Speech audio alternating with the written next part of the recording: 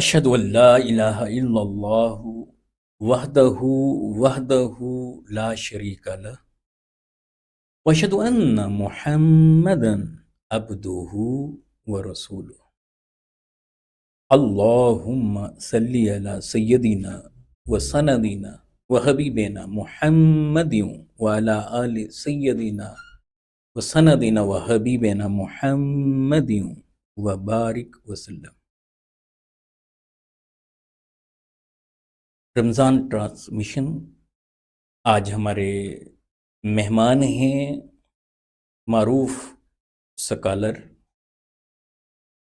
منہاج القرآن سے جن کا تعلق، شیخ الاسلام ڈاکٹر محمد طاہر القادری صاحب کے شاگرد رشید، ڈائریکٹر نظامت ایجوکیشن اینڈ پروفیشنل ڈیولپمنٹ علامہ محمود مسعود قادری صاحب دامت برکاتہم العالیہ۔ میں صمیم قلب سے آپ کو پروگرام میں خوش آمدید کہتا ہوں، اور آج رمضان المبارک کے حوالے سے تو پروگرام میں گفتگو ہوگی ہی، لیکن غزوہ بدر کے حوالے سے بالخصوص اس پر ہم فوکس کریں گے۔ میں ویلکم کرتا ہوں کہ آپ اسٹوڈیو میں تشریف لائے ہیں۔ آپ کے ساتھ علامہ شاہد وقاص صاحب، انجینئر محمد سلیم چشتی صاحب، محترم عبد الرحمن فریدی صاحب، بلکہ شاید نام آپ کا وقاص شاہد صاحب، وقاص شاہد قادری صاحب تشریف فرما ہیں۔ تو ماشاءاللہ اتنے پھول یہاں جمع ہیں کہ گلدستہ محسوس ہو رہا ہے، اور علامہ محمود مسعود قادری صاحب انشاءاللہ آج ہم خوشبو سے معطر اور معمر ہوتے ہیں۔ کیسے ہیں آپ؟ ٹھیک ہیں؟ بسم اللہ الرحمن الرحیم، وعلیکم السلام ورحمۃ اللہ وبرکاتہ۔ محترم فیضی صاحب، آپ کی محبتوں کا شکریہ، آپ کے اخلاص کا شکریہ، اور میں بالکل ٹھیک ہوں الحمدللہ۔ اور مجھے آپ کا یہ سیٹ اپ دیکھ کر، آپ کا یہ چینل دیکھ کر بڑی مسرت ہو رہی ہے، بڑی خوشی ہو رہی ہے۔ اللہ رب العزت آپ کی ان کاوشوں کو، ان مساعی جمیلہ کو اپنی بارگاہ میں قبول فرمائے۔ از حد خوشی ہے اور بڑی مبارکباد ہے۔ خیر مبارک، ماشاءاللہ۔ اچھا، ایک تو آج غزوہ بدر کے حوالے سے عمومی گفتگو، جی ایک اس کے خصوصی پہلوؤں کی طرف میں جی جی متوجہ کرنا چاہتا ہوں کہ غزوہ بدر کا پہلے تو ہمارے ناظرین کے لیے پس منظر پر تھوڑی سی روشنی ڈال دیں۔ ہاں، بڑا اچھا کوشچن کیا آپ نے۔ ہمارے یہاں ناظرین کو اس کا پس منظر پتہ نہیں۔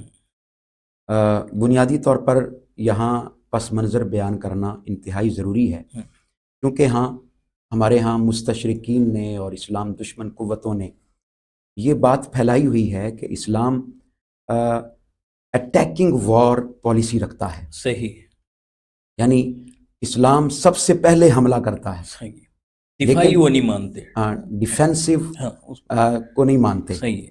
تو یہ بات جاننا بڑی ضروری ہے کہ اسلام ہمیشہ ڈیفینسو وار پر زور دیتا ہے۔ بالکل ایسا ہی ہے۔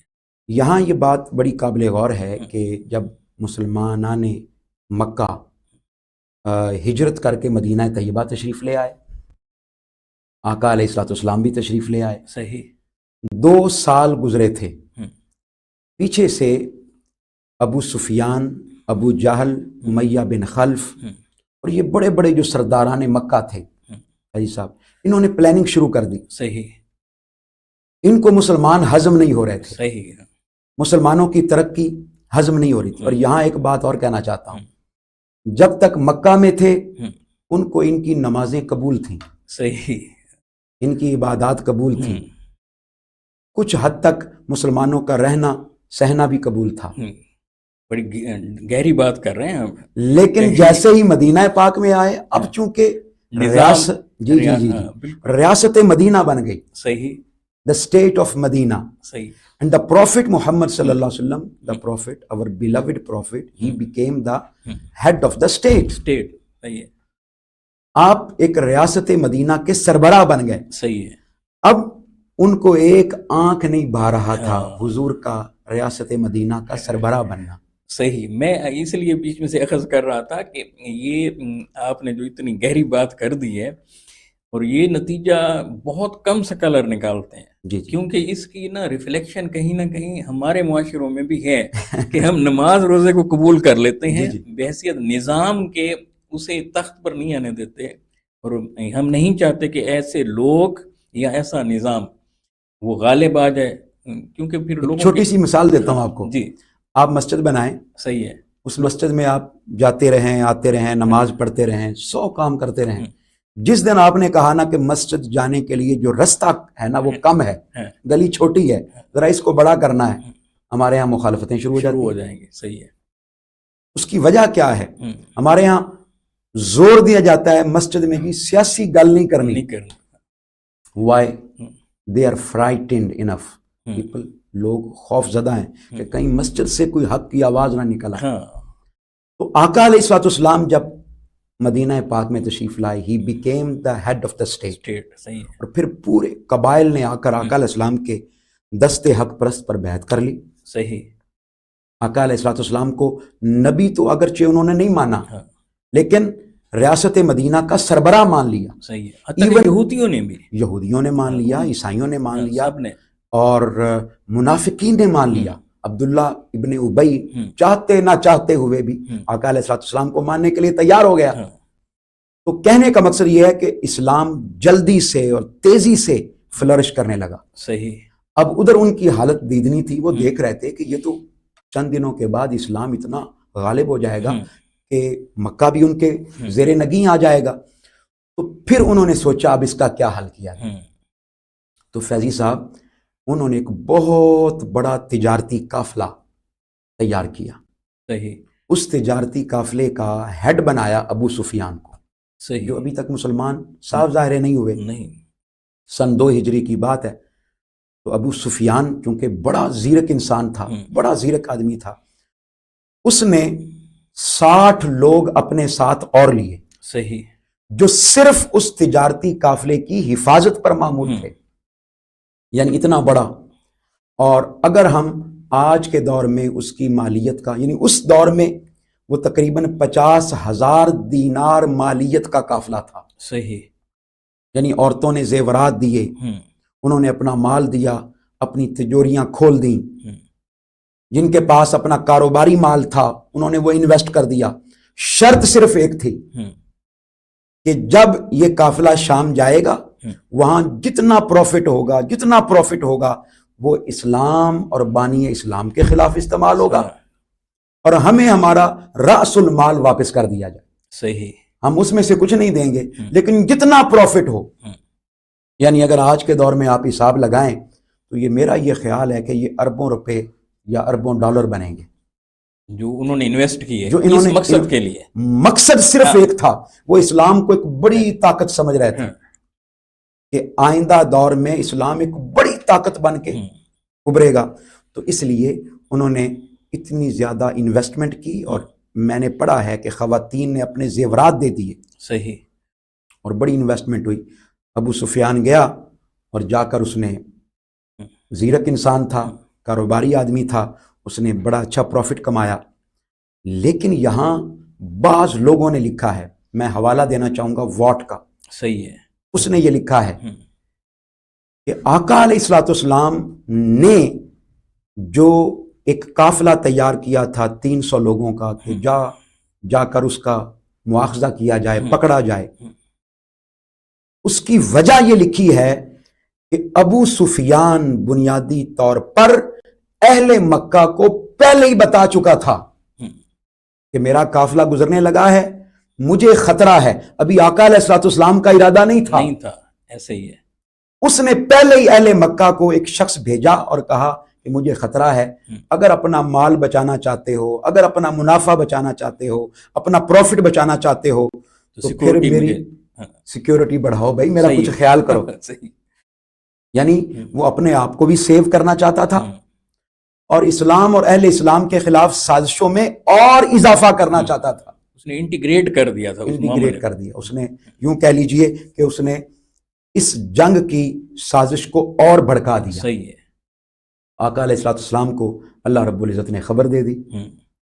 اب ادھر وحی کی خبر تھی، وحی کی خبر تھی، تو آقا علیہ الصلوۃ والسلام نے صحابہ کرام سے مشورہ کیا، صحیح، اور مشورہ یہی ہوا کہ مدینہ پاک میں رہ کر مدینے کا دفاع کیا جائے۔ صحیح، لیکن اللہ پاک نے قرآن مجید میں فرمایا تم کیوں ڈرے بیٹھے ہو، میں تم سے وعدہ کرتا ہوں کہ ابو سفیان یا پھر قریش مکہ، کیونکہ ادھر سے وہ بھی تیاری کر کے نکل پڑے، صحیح، کمک لے کر نکل پڑے، تو فرمایا ان دونوں گروہوں میں سے ایک گروہ اللہ پاک نے تمہارے لیے لکھ دیا ہے۔ صحیح، وائی یو آر وریڈ انف، پریشان کیوں ہو؟ صحیح، بس پھر صحابہ کرام کو حضرت سعد بن عبادہ جن سے حضور نے پوچھا تو پھر انہوں نے خطبہ دیا، اور بڑا کمال ہائے ہائے، انہوں نے کہا یا رسول اللہ آپ حکم تو دیں، آپ حکم تو دیں۔ بلکہ رسول اللہ جو ہے نا جب مکہ سے گئے ہوئے تھے صحابہ، ان سے جب بات کر چکے تو رسول اللہ نے پھر پوچھا کہ مجھے مشورہ دیں، تو پھر وہ انہوں نے کھڑے ہو کر عرض کیا کہ یا رسول اللہ کہیں آپ یہ چاہتے ہیں کہ ہم انصار مدینہ میں سے کوئی بات کرے؟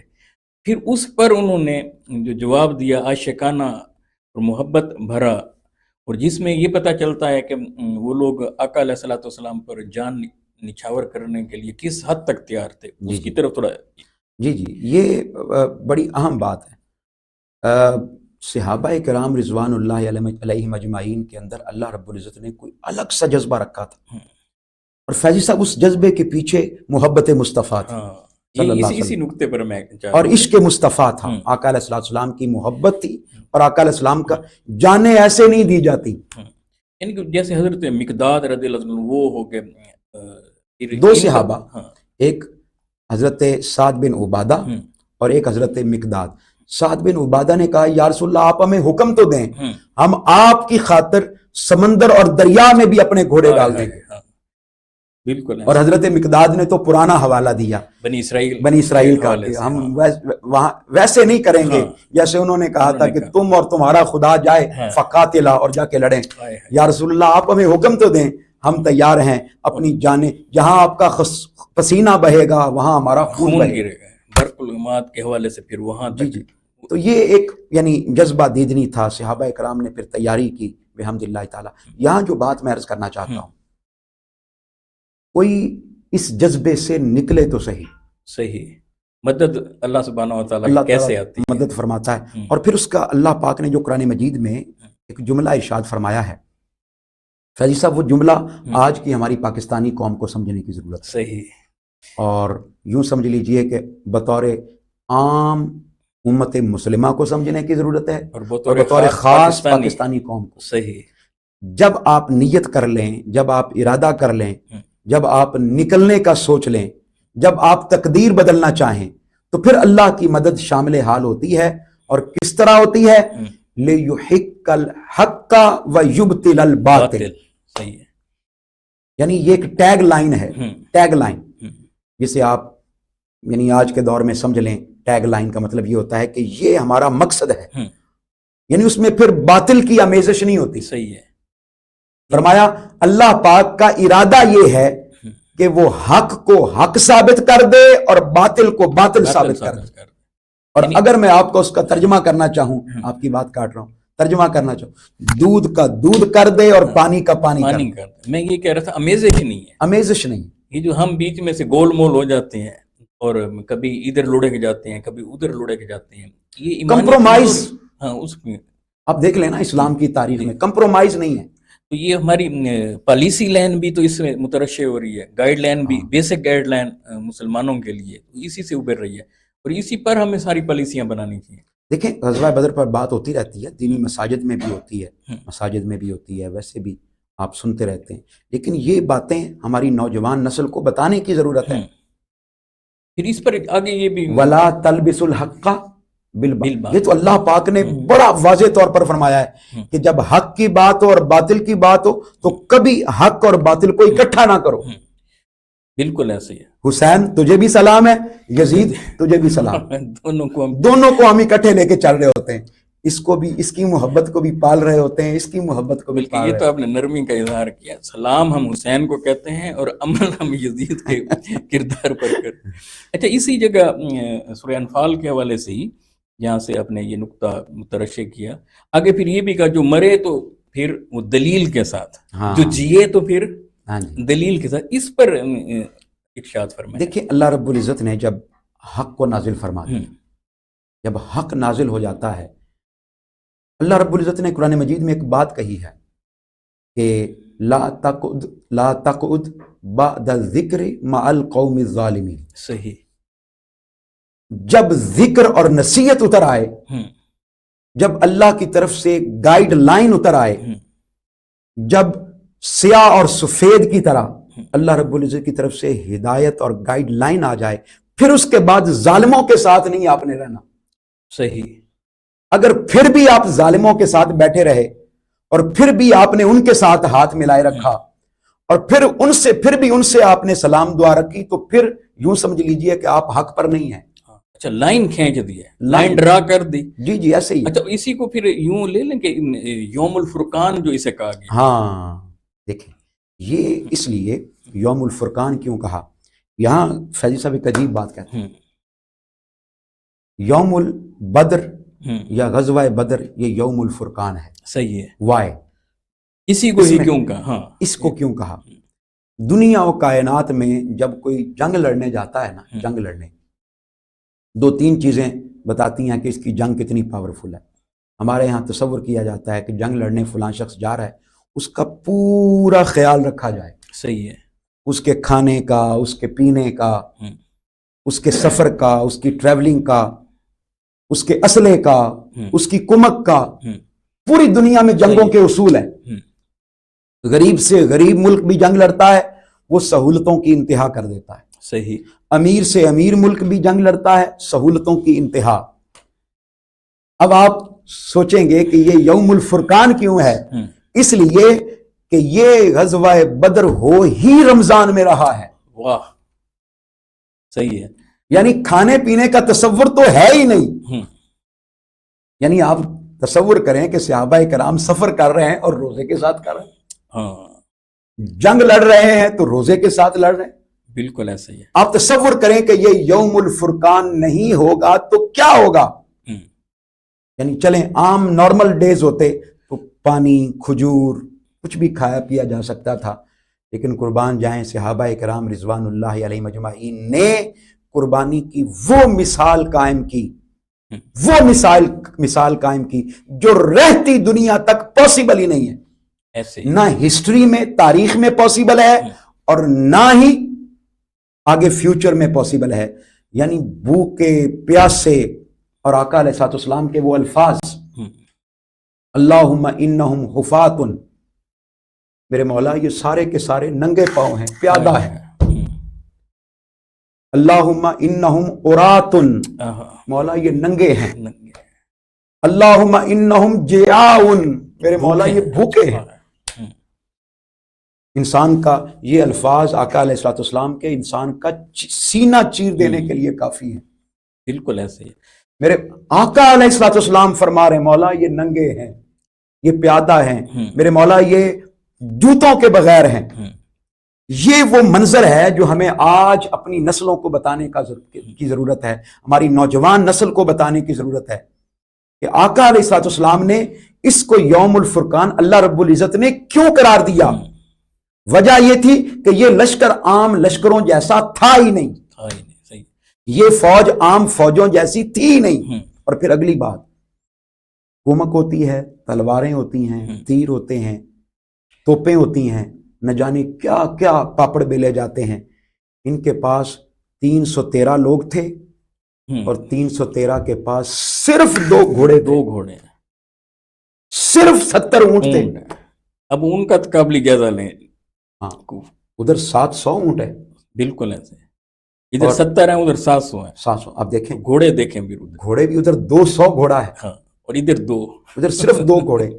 اب آپ کو ایک اور قابل جائزہ، لیکن ادھر آقا علیہ الصلوۃ والسلام وہ کمانڈر ان چیف تھے کہ جن کو اللہ رب العزت نے ظاہری طور پر، نبوی میں بات نہیں کر رہا، نبوی بصارتوں کی بات نہیں کر رہا اور نبوی بصیرتوں کی بات بھی نہیں کر رہا، کمانڈرشپ کی بات بھی نہیں کر رہا، جو ظاہری صلاحیتیں عطا فرمائی تھیں اور کمانڈرشپ عطا فرمائی تھی، اس کا مقابلہ نہیں ہو سکتا۔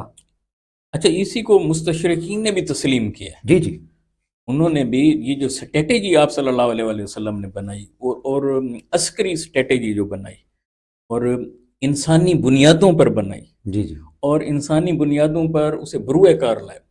فار ایگزامپل آپ یہ دیکھیں کہ جیسے آپ نے جاسوسی کے حوالے سے جب ایک جاسوس آتا ہے تو سید عالم صلی اللہ علیہ وآلہ وسلم ان سے سوال کرتے ہیں بھی دن میں آپ کتنے اونٹ ذبح کرتے ہیں؟ ہاں، تو وہ اب اندازہ نہیں ہو رہا تھا نا کہ ان کی ہاں، تعداد کتنی ہے۔ ہاں، تو اس پر سے رسول اللہ نے جو رزلٹ اخذ کیے تو وہ جو کنکلوژن ہے اس پر انہوں نے کہا کہ دیکھیں وحی کا نظام بھی چل رہا تھا اور یقین کامل بھی تھا، بہیں ہم آپ صلی اللہ علیہ وآلہ وسلم نے انسانی ذہانتوں کو کیسے استعمال کرنا ہے، ایک جو جرنیل ہوتا ہے وہ اپنی فوج کو کیسے لڑاتا ہے، جی جی تو یہ یعنی کہ ظاہری طور پر بھی آپ صلی اللہ علیہ وآلہ وسلم سب کچھ ساتھ لے کر چلے، گو کے 2 گھوڑے، گو کے 70 اونٹ، گو کے کم تعداد میں تلواریں، گو کے 313 اور آگے ان سے 3 گنا بڑا دشمن، اور پھر لیکن جی توکل پر جی جی ایک اس پر آپ تھوڑا روشنی ڈالیں کہ توکل کیسا تھا، حضور علیہ السلام سے عشق، دوسرا یہ کہ جنگیں اسلحے سے نہیں جذبے سے لڑی جاتی ہیں، اور پھر اس پر خاص طور پر میں چاہوں گا کہ آپ روشنی ڈالیں کہ غزوہ بدر سے پہلے جو شب گزری ہے ہاں تو سید عالم صلی اللہ علیہ وآلہ وسلم کی آہوزاری، جی ایک جو جرنیل ہوتا ہے جی جو لے کر چل رہا ہوتا ہے اسے کتنی فکر تھی، اور آقا علیہ السلام کو اپنے مشن کے ساتھ کتنی گہری فکر تھی۔ 2-3 چیزیں آپ نے پوچھی ہیں اس میں، ایک تو توکل کی بات ہے۔ توکل تو کمانڈر ان چیف جو ہوتا ہے وہ توکل کے بغیر تو چل ہی نہیں سکتا، بھروسے کے بغیر چل ہی نہیں سکتا۔ یعنی آپ تصور آپ کریں، نے آگے کمپیریزن کرنا ہے ہمارے موجودہ دور سے وہ نہ کروائیں، اچھا وہ نہ کروائیں کیونکہ کمپیریزن ہے ہی نہیں، میں کہہ رہا ہوں اسے کچھ سیکھنے کو تو جی۔ ملے، چلیں سیکھ لیتے ہیں، چلیں وہ اسے گھما لیں گے، غزہ کی طرف لے جائیں گے، چلیں اللہ خیر فرمائے۔ میں یہ عرض کرنا چاہوں گا کہ جب صحابہ کرام رضوان اللہ علیہ مجمعین وہاں پہنچے صحیح، تو توکل کی آپ نے بات کی، صحابہ کرام کو جو جگہ ملی وہ جگہ ریتلی جگہ تھی، صحیح ہے، وہ نیچے والا حصہ تھا، ٹھیک ہے، اور جو کافروں کو جگہ ملی وہ اونچی جگہ ملی، صحیح، وہ پتھریلی جگہ تھی۔ اب یہاں مورخین نے لکھا ہے اور احادیث میں آیا ہے کہ شیطان نے حضور کے صحابہ کے دل میں وسوسے ڈالے، صحیح، یعنی یہ ہر جگہ موجود تھا۔ بالکل ایسے ہی ہے، یہ میں اسی طرف لانا چاہ رہا تھا تاکہ بارش وغیرہ کی طرف لے چلے نا بات جی، کو۔ اور آپ کو عرض کرنا چاہوں گا کہ شیطان یہ نہیں ہے کہ شیطان پیچھے ہو کے بیٹھ جاتا ہے، نہیں، وہ ہر جگہ اپنا معاملہ کرتا ہے، بالکل اٹیک کر رہا ہے، اٹیک کر رہا ہے۔ اس نے دل میں ڈالا اگر تم سچے ہوتے تو یہ جگہ تمہیں ملتی، صحیح، یہ جگہ ملتی، ان کو اچھی جگہ ملتی۔ اس کا مطلب ہے کہ کوئی دال میں کالا کالا ہے۔ جیسے ہی صحابہ کرام کے دل میں یہ بات آئی، ایک صحابی حضور کی بارگاہ میں چلے گئے، صحیح، یا رسول اللہ یہ اللہ کا حکم ہے یہاں ٹھہرنا یا آپ کا فیصلہ ہے؟ صحیح، حضور نے فرمایا نہیں، یہ ابھی تک تو ہماری اپنی مشاورت چل رہی ہے، تو یا رسول اللہ پھر جگہ تبدیل کریں۔ ابھی یہ باتیں ہو ہی رہی تھیں، ادھر سے اللہ پاک نے بارش عطا فرمائی۔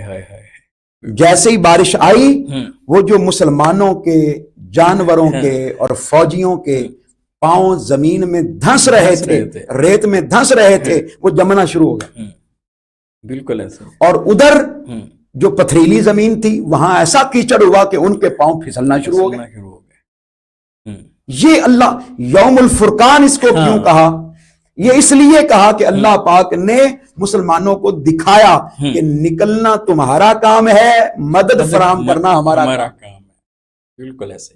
اور یہاں ایک بات اور، جب مسلمانوں پھر جنگ کے موقع پر اور ایسے موقع پر جب آپ کی تعداد کم ہو اور دشمن کی تعداد 3 گنا زیادہ ہو، اسلحہ آپ کے پاس کم ہو، ادھر اسلحہ زیادہ ہو، تو مورلی آپ ڈاؤن اینڈ آؤٹ ہوتے ہیں، صحیح، فزیکلی بھی ڈاؤن اینڈ آؤٹ ہوتے ہیں، آپ کی باڈی لینگویج وہ نہیں ہوتی، پورا ڈاؤن ہوتا چلا جاتا ہے، ڈاؤن ہو جاتا ہے، آپ بالکل یعنی ختم ہو جاتے ہیں، آپ پہلے ہی جنگ ہار جاتے ہیں۔ بالکل ایسے۔ آج کل آپ کرکٹ میچ دیکھیں نا تو کرکٹ میچ میں بھی کمنٹیٹرز پہلے ہی بتا دیتے ہیں کہ یار ان کی جو باڈی لینگویج ہے نا یہ بتا رہی ہے کہ یہ جیتیں گے نہیں. صحیح ہے, بالکل ایسے. تو صحابہ کرام جن کے پاس کچھ بھی نہیں تھا, میرے آقا علیہ الصلوۃ والسلام نے ان کے موریل کو کیسے اپ لفٹ رکھا. یہ آج ہمارے جرنیلوں کے لیے اس میں بہت بڑا سبق ہے, بہت بڑا. فیضی صاحب یہ ہمارے بچوں کو, ہماری نسلوں کو بٹھا کر پڑھانے کی ضرورت ہے. بالکل ایسے. اور پرانے زمانے میں ایسے ہوتا تھا, ہماری جو بڑے بڑے دینی مدارس اور نصابات اس میں پوری سیرت نہیں پڑھائی جاتی تھی, لیکن کتاب المغازی ضرور پڑھائی جاتی تھی. اب تو وہ چیزیں وہ یا جہاد سے متعلقہ جو ڈیٹا آتا ہے اس کو ہٹانے کی کوشش ہو رہی ہے, نکال دی جاتا ہے. تو اس کے اندر بہت زیادہ لیسنز ہیں. میرا ایک اسٹوڈنٹ ہے بات یورپ کا, میں اس سے جب ڈسکس کرتا ہوں تو جب میں غزوہ بدر پہ آیا تو he was amazed, he was astonished. He said that how Prophet Muhammad did this and how the companions did this. وہ بڑا حیران تھا, وہ کہتا صاحب ہمیں یہ باتیں آج تک بتائی نہیں کسی نے. یہ موریل آقا علیہ الصلوۃ والسلام نے اپ لفٹ کیسے رکھا. اور پھر آپ نیند کا تصور نہیں کر سکتے, اور وہاں جنگ کے درمیان کیسے اللہ رب العزت نے اذ یغشیکم الناس, جب ایک اونگ نے آ کر تم کو اپنے گھیرے میں لے. اچھا, اسے اللہ سبحانہ و تعالیٰ کا قرآن مجید میں ہائی لائٹ کرنا یا سورہ انفال میں خاص طور پر موضوع گفتگو بنانا, یہ اس طرح بھی ہے کہ وہ جو ایک برڈن فیل کر رہے تھے, جو اس ٹینشن میں تھے, ان پر اس پریشر کو بالکل ہی بالکل اس کی طرف تھوڑا بالکل. جی بیسیکلی آپ تصور کریں نا کہ جنگ کا وقت ہو اور آپ ڈاؤن اینڈ آؤٹ ہوں, آپ کی تعداد کم ہو, اسلحہ کم ہو, تلواریں نہ ہوں, یعنی ظاہری اعتبار سے پوزیشن کچھ بھی نہیں. تو اللہ رب العزت نے بتایا کہ یہ نکل تو پھر بھی آئے ہیں. صحیح. یعنی انسانی تقاضوں کی جو آخری حد ہوتی ہے نا, وہ حد بھی یہ کراس کر چکے ہیں. صحیح ہے. یعنی میں دوسرے الفاظ میں فیضی صاحب اگر آپ کی اجازت ہو تو یوں کہنا چاہوں گا کہ وہ وہاں پر آئے ہی مرنے کے لیے تھے, موت پر بیعت کر کے آ رہے ہیں. وہ تو پیچھے کیا بات ہے, شہادت کے لیے. ان کو وہ جو اپنے بھروسے کی بات کی, ان کو بھروسہ تیروں پر نہیں تھا, ان کو بھروسہ تلواروں پر نہیں تھا, اسلحے پر نہیں تھا, گھوڑے پر نہیں تھا, اونٹنیوں پر نہیں تھا, ان کو بھروسہ بھالے پر نہیں تھا, مجھے کہنے دیجئے ان کو بھروسہ کملی والے پر تھا. سبحان اللہ. اس میں ایک اور اینگل کو ایڈ کرتے ہیں, کیونکہ نا یہ جو میں بہت کم لوگ ہمیں ایسے ملتے ہیں جن سے اس طرح کا ہمیں بات کرنے کا موقع ملتا ہے, مگر نا عموماً تو پھر صرف واقعات قصص کی طرف چل پڑتے ہیں. یہ جو ہم گفتگو کر رہے ہیں اس میں سے بیسیکلی پالیسی بنانا, اسٹریٹجی ترتیب دینا, فیوچر کے حوالے سے ہمارے معاملات کو کس طرح سے ہونا چاہیے یا ہمارے نصابوں میں یہ چیزیں کیسے ہونی چاہیے, اس کی طرف دھیان جاتا ہے. اس پر ایک اور زاویے سے آپ نگاہ ڈالیں. قرآن مجید نے ان کا تقابلی جائزہ ایک اور زاویے سے بھی لیا ہے.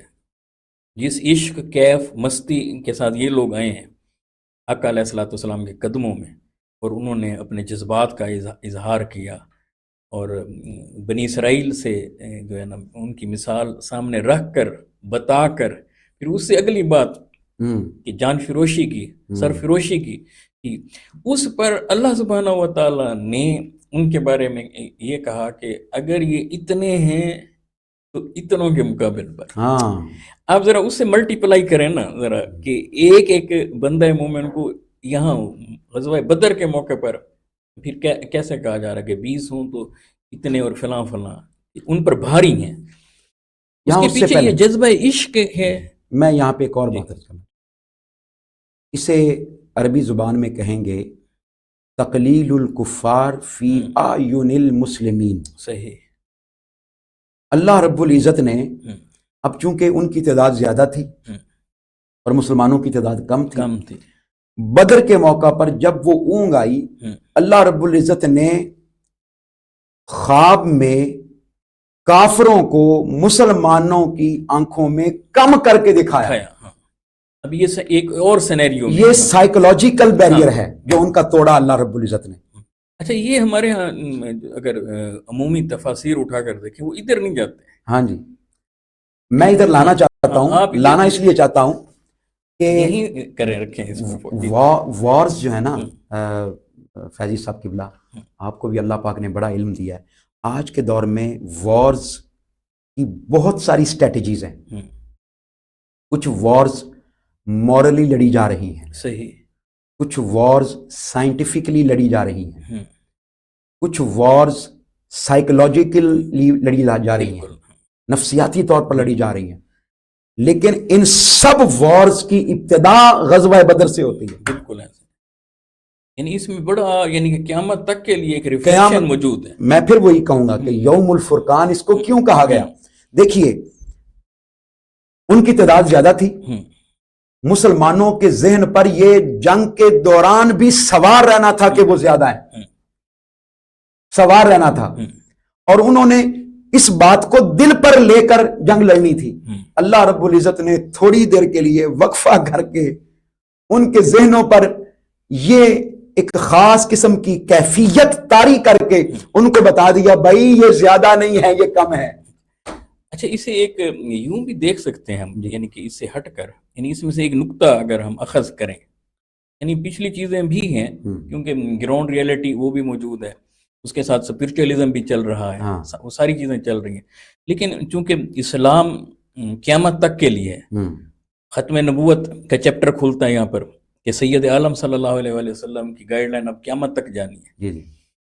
تو اسے میں ماڈرن سائنس سے اگر دیکھوں، یہ اسٹریٹجی کہ مسلمان کم ہیں وہاں پر، انہیں وہ زیادہ دکھائی دے رہے ہیں، اور جو زیادہ ہیں انہیں کم دکھایا جا رہا ہے، یہ دکھایا جا رہا ہے نا. اچھا اب اس میں ان کا مورال ڈاؤن ہو رہا ہے، ان کا مورال اپ ہو رہا ہے. اب اسی چیز کو جو بھی استعمال کرے گا، تو آج ہمارے یہاں میڈیا وار میں اگر ہم دیکھیں تو یہ یہی نہیں کرتے کہ ہوتا کچھ ہے تو اس کو اب، لیکن اسے اس ٹول کو کون پہلے استعمال کرتا ہے، کون کتنے اچھے انداز سے استعمال کرتا ہے. میں یہاں پہ صرف رک کر اشارہ کر جاتا ہوں، پوری دنیا میں جو وارز لڑی جا رہی ہیں، بلکہ مجھے کہنے دیجیے اگر میں ننگے الفاظ میں کہوں، یو ایس اے میں کرائم ریٹ دنیا میں سے سب سے زیادہ ہے. لیکن ہمیں دکھایا کتنا جاتا ہے. یعنی ہم اتنے بھولے ہیں کہ ہمارے ہاں چھوٹا سا وہ گیس سلنڈر کا دھماکہ بھی ہو جائے تو ہم اس کو پوری دنیا میں ایسے، پاکستان یہ بنا کے پیش کیا جاتا ہے کہ یہ ٹیررسٹ ٹیریٹری ہے، یہاں دہشت گردوں کی اماج گاہیں ہیں، سب کچھ ہے، یہ ہے. حالانکہ ہو سکتا ہے کچھ علاقوں میں وہ لوگ ہوں، ٹھیک ہے، لیکن پوری دنیا میں اس سے کہیں زیادہ ہے. ساؤتھ افریقہ میں کیا ہے، کتنے حالات خراب ہیں، وہاں پہ آپ دن رات لوٹنے کی خبریں سن سکتے ہیں. جو لوگ ساؤتھ افریقہ میں رہتے ہیں ان کو پتا ہے امریکہ میں کیا ہوتا ہے. وہ کالے آتے ہیں، وہ آپ کو ایسے اپنا پسٹل گھماتے ہیں اور کہتے ہیں جی $10 اگر آپ کے پاس ہیں تو ٹھیک، نہیں ہے تو I will shoot you. پوری دنیا میں مسئلہ یہ ہے کہ ہم آج تک اسٹریٹجک وار لڑ ہی نہیں سکے. نہیں، میرا یہ بھی تھا اس میں کہ ہمیں اتنا کام ٹیکنالوجی پر کرنا چاہیے، نہیں کر سکے. اور یعنی بحیثیت امہ 57 اسلامی ممالک ہیں، اتنے وسائل ہیں، وسائل کی کمی بھی نہیں ہے، لیکن ان وسائل کا مس یوز بڑا ہوا ہے. عیاشی میں ٹائم زیادہ گزرا جی ہمارا. پوری ہماری جو معذرت کے ساتھ جو عرب ریاستیں ہیں ان کے ہاں گھوڑے دوڑانے اور ریت میں جہاز چلانے اور سمندری بحری بیڑے تیار کرنے کے علاوہ کوئی کام نہیں. صحیح. یا اپنی شاہانہ زندگی کا اظہار کرنے، اس کے علاوہ کچھ نہیں ہے. ہماری باقی دنیا میں اسلامک ممالک جو ہیں، اس میں ملیشیا ہے یا کچھ کنٹریز ہیں جنہوں نے کچھ سم وٹ ترقی کی ہے، لیکن ہمارے ہاں یہ تصور ہی نہیں ہے. ہم جا کے باہر کی دنیا میں انجوائے کرتے ہیں، وہاں کی ٹیکنالوجی اپنے ملک میں نہیں لانا چاہتے، صحیح، اپنے آپ کو بہتر نہیں کرنا چاہتے. تو یہ ایک بہت بڑا المیہ ہے جس کی طرف آپ نے اشارہ کیا ہے. ہم آج تک خلا میں کتنا اپنا کام کر سکیں. سیارے ہیں تو ان کے ہیں، شٹلز ہیں تو ان کی ہیں، ٹھیک ہے.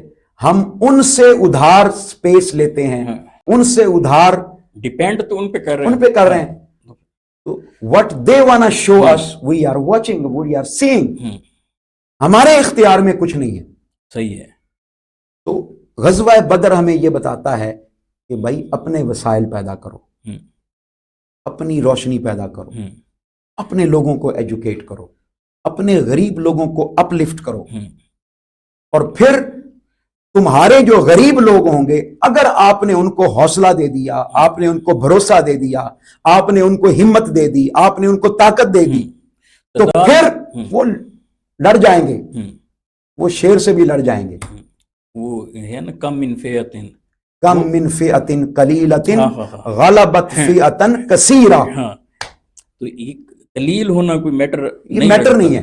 قلیل عدد میں بھی, اسلحے میں بھی, ٹیکنالوجی میں بھی, ہر اسلام میں یہ میٹر ہے ہی نہیں قلیل ہونا. صحیح. اسلام نے اس کو مجبوری بنایا ہی نہیں ہے. صحیح. میں کتنے ایسے گروہ تھے جو تھے تھوڑے, لیکن ہم نے بڑے بڑے گروہوں پر ان کو غالب کر دیا. اور پھر حاجی صاحب قبلہ آقا علیہ الصلوۃ والسلام کی فزیکل اپیئرنس وہاں پر, یعنی آقا علیہ الصلوۃ والسلام بنفس نفیس وہاں خود موجود تھے, اور آقا علیہ الصلوۃ والسلام کی وہ عریش مبارک, وہ جھونپڑی جہاں تشریف فرما تھے, اور وہ سب سے پیچھے تھی. یہاں پر ایک اسٹریٹجک نقطہ اور بھی ہے, آقا علیہ الصلوۃ والسلام سب سے آگے نہیں تھے, کیونکہ اگر کمانڈر ہی سب سے پہلے چلا جائے, بڑا ضرور, ہمارے ہاں یہ نہیں سمجھا جاتا کہ لیڈرشپ کو پہلے محفوظ کرنا ضروری ہے, بڑا ضروری ہے. جس نے جنگ لڑانی ہے اگر اسے آپ آگے کر دیں. مولا کائنات سیدنا علی المرتضیٰ سے پوچھا گیا, آپ کے نزدیک من ہوا اشجع المؤمنین, آپ کے نزدیک سب سے زیادہ بہادر کون ہے؟ انہوں نے کہا ابو بکر. انہوں نے کہا کیسے؟ پوچھا گیا کیسے؟ انہوں نے کہا بدر کی رات میں نے دیکھا جب حضور کی جھونپڑی بن گئی, حضور کی عریش مبارکہ بن گئی اور سب سے پیچھے بنی, سب سے بڑا سوال یہ تھا کہ حضور کی حفاظت کون کرے گا؟ تو کہتے ہیں سارے پیچھے ہٹ گئے. سیدنا صدیق اکبر نے کہا میں کروں. تب بھی وہیں کھڑے, وہ جم کر کھڑے. تو کہنے کا مقصد یہ ہے کہ آقا علیہ الصلوۃ والسلام کی عریش مبارکہ کا سارا احوال اس کے راوی سیدنا صدیق اکبر ہے. حضور کی اس وقت کیفیات کیا تھی, گائیڈ لائن کیا دے رہے تھے, اور پھر جو حضور کی دعائیں تھیں, دعا کے بغیر بھی کچھ نہیں ہوتا. صحیح ہے. ہم دعائیں کرتے ہیں مسجد میں بیٹھ کر, صحیح, اور مسجد میں امام صاحب دعا کر رہے ہوتے ہیں, میرے مولا کافروں کا منہ کالا فرما. یہ کہاں دعا ہو رہی ہوتی ہے؟ مسجد میں بیٹھ کر. اسلام کا بول بالا فرما, کفر کا منہ کالا. وہ ایک ویسے ہے تو لطیفہ ہی, اگر آپ کی اجازت ہو تو سنا دیتا ہوں. سنا دوں. وہ ایک امام صاحب تھے, مولانا صاحب تھے, وہ ہر نماز میں یہ دعا کرتے تھے, مولا کفر کا منہ کالا فرما, اسلام کا بول بالا فرما, اور میرے مولا مجھے شہادت کی موت عطا فرما. تو ایک دن ایک نمازی جا کے قریب جا کے بیٹھ گیا, اس نے کہا علامہ صاحب مجھے اس بات کی سمجھ نہیں آتی کہ یہ آپ کی شہادت ہوگی کیسے. یعنی جہاد میں آپ نے جانا نہیں, جہاد میں آپ نے جانا نہیں, اور آپ کے کھانے میں کسی نے بم لگانا نہیں. صحیح. تو یہ آپ کی شہادت کیسے ہوگی؟ ہم مسجدوں میں بیٹھ کر دعائیں نہیں, آقا علیہ السلام نے دعائیں کی مگر بدر کے میدان میں کی. صحیح ہے. میدان کارزار میں نکلے, یہ دعا کریں لیکن وہاں جا کے کریں. اور پھر دعا جب آپ کوئی وہاں جا کے دعا کرتا ہے تو پھر لاڈ بڑھ جاتا ہے. بالکل. پھر آقا علیہ السلام کے وہ الفاظ کہ میرے مولا یہ چند مٹھی بھر لوگ میں لے کر آ گیا ہوں, اگر آج ان کو کچھ ہو گیا تو قیامت تک پھر تیرا کوئی نام لینے والا نہیں. یہ کوئی لاڈ میں بات کر سکتا ہے, ہر کسی کے بس کی بات نہیں ہے. کیفیات کیسی ہے, چادر کی مبارک گر رہی ہے. ہاں, سیدنا صدیق اکبر کہتے ہیں کہ آقا علیہ السلام جب دعا کر رہے تھے تو آپ کے مبارک ہاتھ پہلے یہاں تک اٹھے, پھر یہاں تک اٹھے, پھر یہاں تک اٹھے, پھر یہاں بلند ہوتے گئے. کہتے میں دیکھتا رہا, پردہ اٹھا کے دیکھتا رہا, تو آقا علیہ السلام کے ہاتھ مبارک بلند ہوتے گئے, بلند کیفیات بڑھتی گئی, یہاں تک کہ آقا علیہ السلام کی کملی مبارک بھی زمین پر آ گئی. بالکل ہے. آقا علیہ السلام کا مسلح مبارک آنسوؤں سے تر ہو. یہ تعلق بھی فیضی صاحب ٹوٹ گیا ہمارا اللہ سے. بالکل ایسا ہی ہے. یہ تعلق بھی ٹوٹ گیا. آہوزاری نہیں ہے, نہ گریہ ہے, نہ آہوزاری ہے, نہ سجدہ ہے, نہ وضو ہے, کچھ بھی نہیں بچا. اور پھر ہم چاہتے ہیں کہ ہندوستان کے قلعے پر قبضہ ہو جائے، ہوں، ہم واشنگٹن ڈی سی پر قبضہ کرنا چاہتے ہیں، ہوں، لیکن وہ تقوی نہیں ہے تقویٰ نہیں۔ ہمارے اندر۔ وہ ہمارے ایک اب دوست ہیں، ہوں، وہ کہتے ہیں جی کہ آپ دعا کرتے ہیں کہ امریکہ پر مسلمانوں کا قبضہ ہو جائے، ہوں، تو امریکہ کی ایک یونیورسٹی کا بجٹ پاکستان کے 100 بجٹوں سے زیادہ ہے۔ دیکھیں وہ کہاں سپینڈ کر رہے ہیں، وہ کہاں سپینڈ کر رہے ہیں؟ وہ کہاں سپینڈ کر رہے ہیں؟ اور وہ ہمارے وہی بات آپ کی ہاں جو اپنی ٹیکنالوجی پر سپینڈ ہاں کر رہے ہیں، تو اسی سے تعلیم پر۔ آگے ہیں۔ ہاں۔ اچھا، اسی میں ایک اور طرف جانا چاہتا تھا، یہ تو ابھی زیادہ تر ہم نے مستشرقین یا جو لبرل لوگ ہیں وہ سمجھتے ہیں کہ ہم بطور معجزے کے بیان کرتے ہیں نا ان چیزوں کو، تو یہ دوسرا پہلو آ گیا۔ اس میں ایک چیز کا ایڈ کر لیں، پھر ایک تھوڑی سی ادھر بھی چلتے ہیں، وہ یہ ہے کہ یہ جو مستطاعتم کی بات قرآن نے کی، گھوڑوں کی بات کی، دور جدید کے گھوڑے کیا ہیں جو عسکری اعتبار سے امت مسلمہ کے لیے بہت ضروری ہے، اس پر تھوڑا سا۔ یہ بڑی بات ہے، اور اس پر مفسرین کرام نے بڑی ابحاث کی۔ میں چاہتا ہوں یہ سائنس اور ٹیکنالوجی کے تناظر میں بھی آپ اسے لائیں۔ گھوڑے بیسیکلی یہ استعارہ ہیں صحیح ہے۔ جدید سے جدید اسلحے کا، ایمونیشن جسے کہتے ہیں آپ، اس کا آج کے دور میں جو جدید اسلحہ ہو سکتا ہے اسلام نے انکرج کیا ہے، خواہ وہ ایٹم بم ہے، ہاں خواہ وہ ہائیڈروجن بم ہے، صحیح ہے، خواہ وہ ڈیزی کٹر میزائلز ہیں، خواہ وہ جدید ٹیکنالوجیز ہے، خواہ وہ F-16، ہم تو ابھی تک F-16 پہ پھنسے ہوئے ہیں نا، ہاں وہ تو پیچھے رہ گئے، اب تو کہیں آگے ہم، اب تو 17 اور پتہ نہیں کیا مگ 21 اور پتہ نہیں کیا کیا آ گیا۔ تو اسلام جدید سے جدید تر وَأَعِدُّوا کے لفظ ہیں، تیاری پکڑو اسی پر۔ اچھا، یہاں جو یہ آپ نے بڑا خوبصورت یہ نقطہ جو یہاں دیا ہے، اس سے میرے ذہن میں ایک اور آیا، اس پر تھوڑی سی روشنی ڈالیں گے۔ وہ جو گھوڑے کی ٹرم بھی استعمال کی ہے، تو ہماری ماڈرن سائنس اس سے اب بھی نہیں پا رہی۔ وہ جو پاورز ہیں اس میں جو ٹاپ کا رکھا گیا تو ہارس پاور، وہ بھی ادھر اشارہ ہارس پاور بھی ہے، اور پھر آپ کے سیاستدان بھی تو ہارسز چلاتے ہیں، وننگ ہارسز کہلاتے ہیں جی، وننگ ہارسز کہلاتے ہیں۔ تو ہارس ویسے بھی وہ پاور کا استعارے کے طور پر، پاور کا استعارہ ہے۔ تو میں تو یہ فیل کرتا ہوں، آپ سے لبرٹی لیتے ہوئے یہ بات کروں گا کہ ہم جب سیدنا امام محمد مہدی کی بات کرتے ہیں نا، تو ہم یہ کہتے ہیں کہ وہ دجال بھی ہوگا، اور دجال ایسے سفر کرے گا، وہ ایک وقت میں فلاں مشرق میں ہوگا، پھر مغرب میں چلا جائے گا۔ تو اس کے مقابلے میں اگر حضرت امام محمد مہدی ہوں گے تو ان کے پاس پاورز کوئی کم نہیں ہوں گے۔ یعنی یہ مادی بھی، سائنسی بھی اور روحانی تو ہوں گی ہی، دونوں ہوں گی، یعنی دونوں کا انکار نہیں کرنا۔ جیسے مرزا قادیانی نے وہ دوسری سائڈ پہ جاتا ہے، وہ اس نے معجزات کا اور ان چیزوں کا یکسر انکار کر دیتا ہے۔ میں یہاں پر ایک جملہ کہنا چاہوں گا، اللہ رب العزت نے اس بات کا ہمیشہ سے خیال رکھا ہے، انبیاء علیہ السلام کو بھی بھیجا تو اس دور کے تقاضوں کے مطابق بھیجا۔ صحیح۔ اب تصور کریں کہ سیدنا سلیمان علیہ السلام جب تشریف لائے تو جنوں پریوں ان کا بڑا دور تھا اور زمانہ تھا، تو آپ کو جنوں کا بادشاہ بنا کے بھیجا۔ صحیح۔ اس دور میں بلڈنگز بنائی جاتی تھیں، آپ کے پاس اتنی طاقت تھی کہ آپ نے جنوں سے بلڈنگ بنوا لی، مسجد اقصیٰ بنوا لی۔ دونوں چیزیں ساتھ ساتھ چل رہی۔ سیدنا موسیٰ علیہ السلام تشریف لائے تو جادو کا دورہ تھا، تو آپ کو اللہ پاک نے وہ لاٹھی ایک ایسی عطا فرمائی جو ان کے سارے جادو کو کھا گئی۔ تو سیدنا امام محمد مہدی جب تشریف لائیں گے تو اس وقت جتنی بڑی مرضی ٹیکنالوجی ہوگی، کمپیوٹرز ہوں گے، سپر کمپیوٹرز ہوں گے، پھر میزائلز ہوں گے، پھر توپ خانے، نہ جانے کیا کیا، what ever you can think, you can imagine, وہ سارا کا سارا کچھ اللہ پاک امام محمد مہدی کو عطا کر کے بھیجے گا۔ بالکل ایسا ہی ہو سکتا ہے ان کی ٹربن، ان کی جو پگڑی ہوگی اس کے اندر سارا سسٹم لگا ہو، مجھے تو ایسے لگتا ہے کوئی ایسا سپر کمپیوٹر لگا ہوگا کہ سارا کچھ وہ ایک بٹن دبانے سے سب کچھ ہو جائے گا۔ یعنی یہ نہیں ہے کہ وہ اس وقت بھی گھوڑے پر سوار ہوں گے، ہاں، لیکن وہ اس وقت کی معلوم نہیں کہ تعبیرات کیا ہوں گی، میں بھی کہ اینڈ پر جا کر پھر ہم اسی پر پلٹ آئیں، ٹیکنالوجی بھی ہو لیکن ٹرمز یہ استعمال ہونا شروع ہو۔ وہ یہ بھی ہو سکتا ہے کہ کوئی ایسا بم چل جائے کہ یہ سب کچھ تباہ ہو جائے اور ہم واپس کل شیء یرجع الی اصلہ، ہم اپنی اصل کی طرف لوٹ جائیں۔ لیکن اگر یہ ایسا ہو بھی تو معراج کی رات بھی بتاتی ہے کہ ساری چیزیں براق سے لے کر اینڈ تک ایک پورا پہلو اس کے اندر ایک لہر سی موجود ہے ماڈرن سائنس کی. میں آپ کو عجیب بات بتاتا ہوں. ہوں، براق کا لفظ برق سے نکلا ہے، صحیح ہے.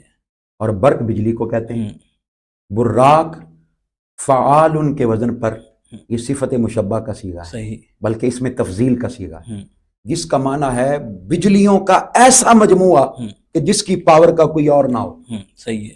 تو اللہ رب العزت نے آقا علیہ الصلوۃ والسلام، میں وہ جو بات کر رہا تھا نا کہ سیدنا سلیمان علیہ السلام کو ان کے زمانے کی پاورز دیں اور سیدنا موسیٰ علیہ السلام کو ان کے زمانے کی پاورز دیں، تو حضور کا جو زمانہ قیامت تک ہے اس میں سارا زور خلائی سفر کا ہے. صحیح.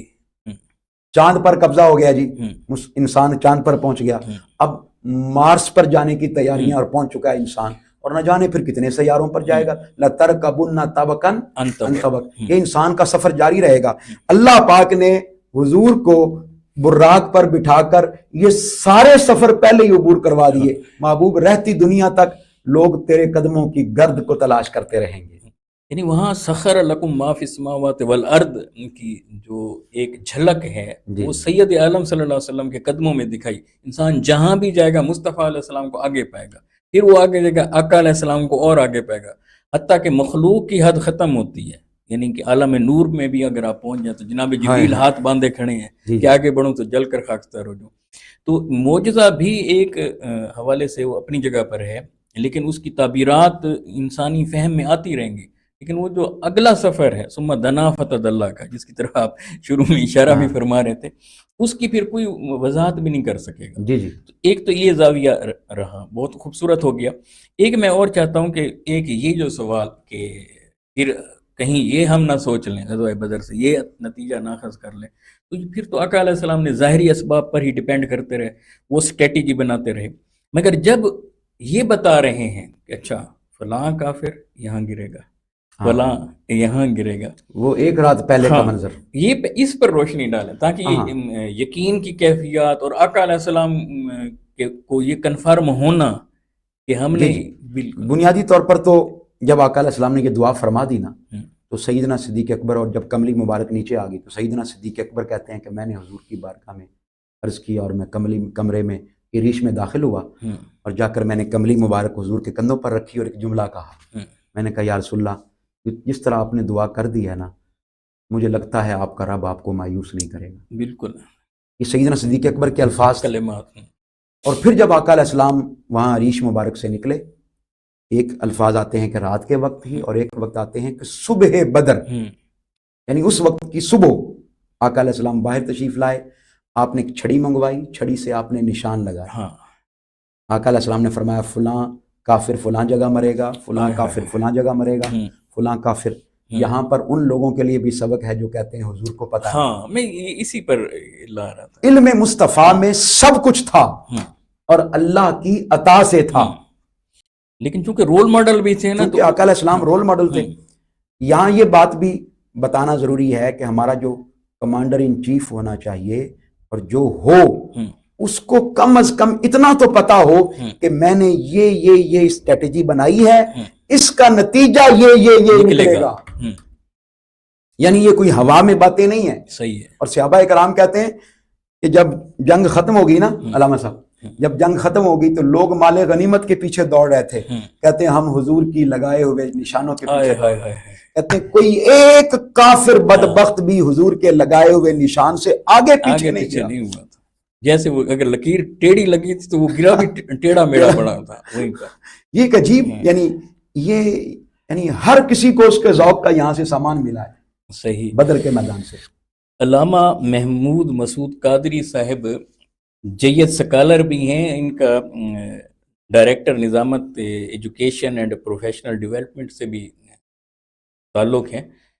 تو میں اسے استفادہ کرتے ہوئے یہ چاہوں گا کہ یہ جو ہمارے ہاں یہ جو نصاب مرتب ہوئے ہیں، ایک تو اس میں سے یہ جہاد والا فیکٹر ہم ہٹا رہے ہیں، تو ہمارے آنے والی نسلیں جو ہیں یہ کیسی پھر تیار ہو رہی ہیں. اور امت مسلمہ کے حوالے سے دیکھیں جو اسٹریٹجی ہم نے فلسطین کے حوالے سے ہماری ہے، غزہ کے حوالے سے ہے، اس کے مد مقابل پر آپ دیکھیں امریکہ خود پیچھے رہتا ہے، مگر اسرائیل کو آگے کر کے، اور وہ اٹیک کس پر ہو رہا ہے آپ دیکھیں تو مسلمانوں پر.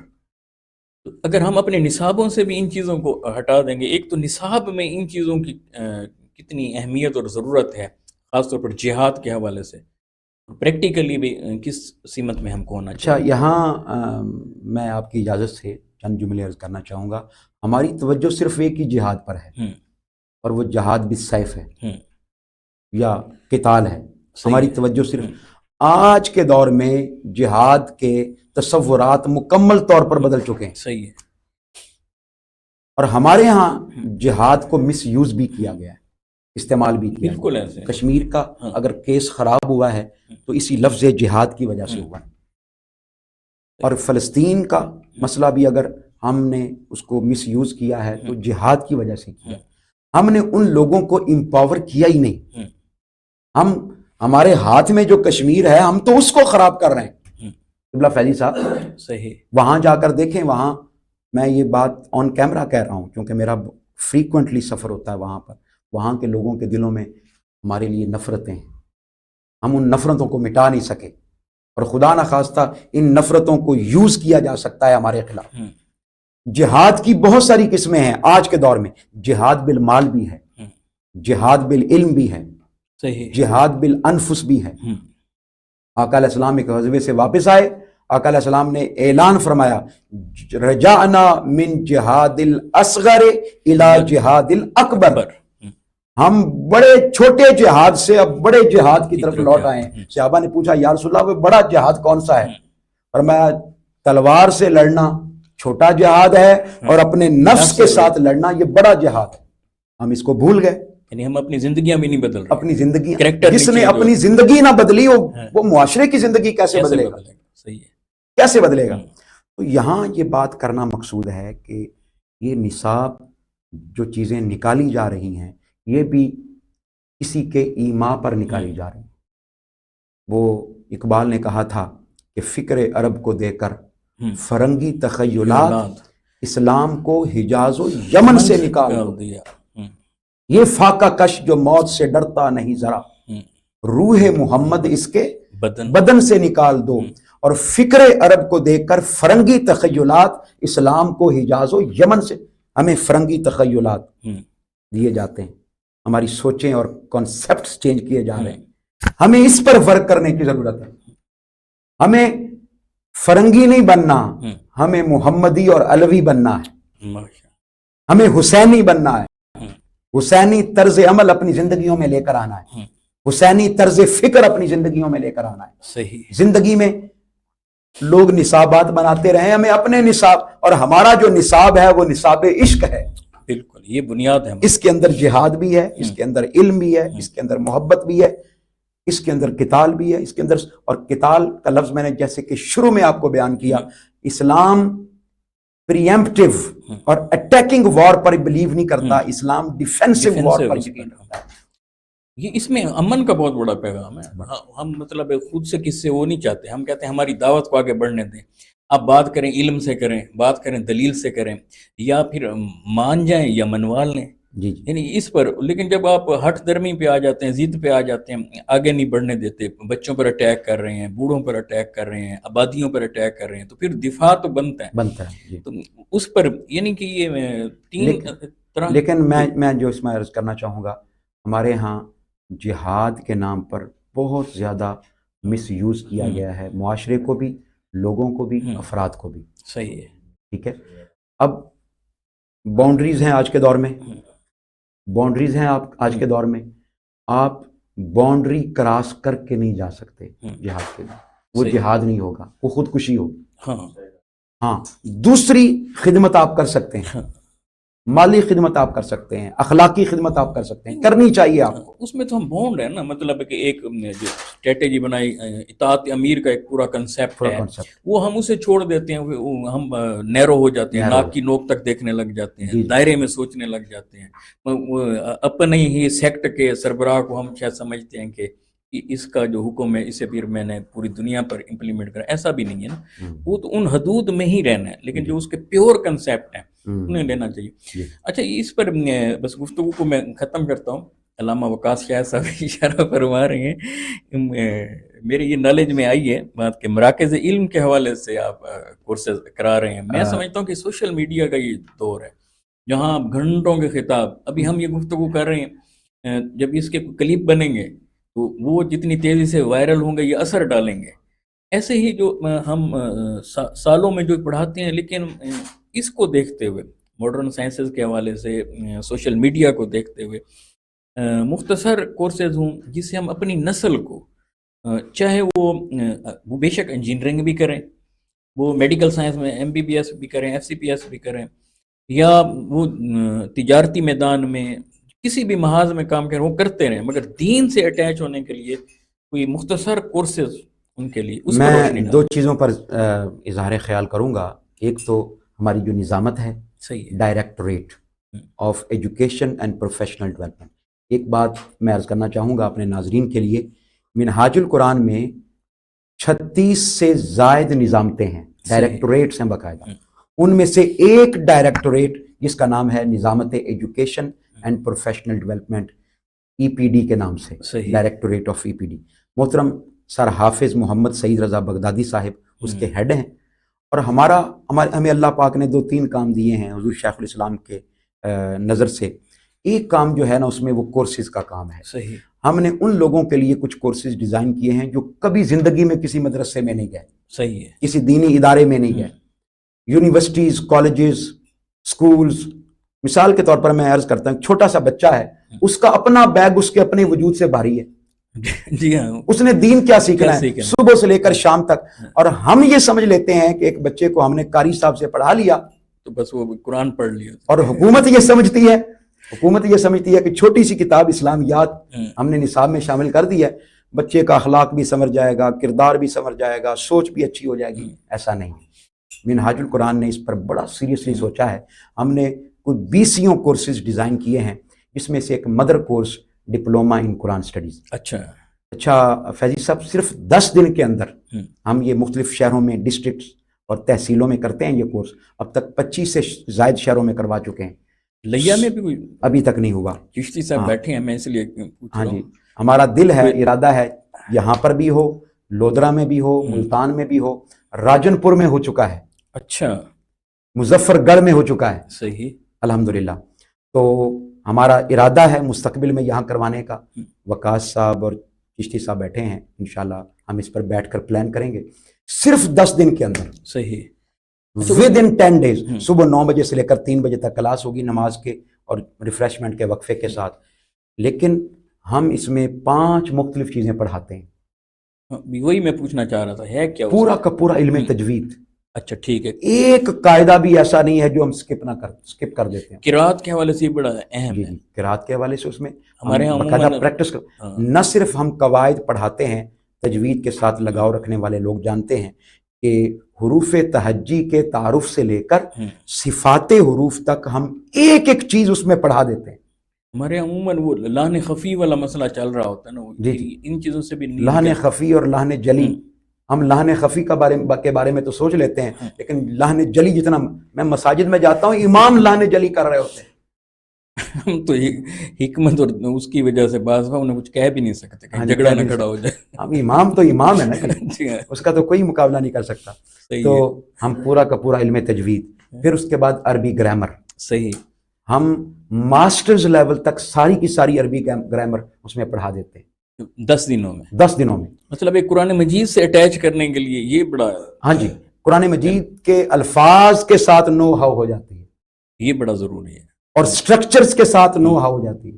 پھر اس میں ہم ترجمات القرآن، پہلے پارے کا قرآن مجید کا ترجمہ کرنا سکھاتے ہیں. صحیح ہے. اور کچھ ایسے رولز، ٹیکنیکس، ڈیٹیلز شیئر کرتے ہیں. ہمارا یہ دعویٰ ہے کہ جو کوئی چند آیات وہ ترجمے کے ساتھ ہم سے پڑھ لے، انشاءاللہ 70 to 80% قرآن مجید کا ترجمہ کرنے کے خود قابل ہو جاتا ہے. پھر ہم اس میں فن خطابت بھی سکھاتے ہیں. صحیح. گفتگو کرنے کا طریقہ، پرسنالٹی ڈیولپمنٹ پر بھی ہمارے کچھ لیکچرز ہوتے ہیں. تو یہ ایک بڑا مدر کورس ہے. محترم سر حافظ سعید رضا بغدادی صاحب نے اس کو ڈیزائن کیا ہے، جو عراق سے بغداد یونیورسٹی سے جنہوں نے گریجویشن کی ہوئی ہے، جی وہاں سے کی ہوئی ہے. تو الحمدللہ بڑے اسکالر ہیں، ٹی وی چینلز پر بھی تشریف لاتے ہیں. تو یہ اللہ رب العزت نے ہم سے خدمت لی ہوئی ہے۔ اس کے علاوہ جو مراکز علم کا کام ہے، 25,000 مراکز علم ہم کھول رہے ہیں ملک بھر میں، صحیح، اور ہمارے منہاج القرآن کے ہر کارکن کا گھر مرکز علم بنے گا، اس کا بنا بنایا نصاب ہے، اس نے وہ خود ہی پڑھانا ہے اپنے محلے کے لوگوں۔ اگر یہ ہم کر لیتے ہیں فیضی صاحب تو معاشرے میں ایک انقلاب برپا ہو سکتا ہے، یہی چراغ جلیں گے تو روشنی ہو۔ روشنی ہوگی۔ محترم علامہ محمود مسعود قادری صاحب دامت برکاتہم العالیہ بہت خوبصورت خیالات کا اظہار فرما رہے تھے۔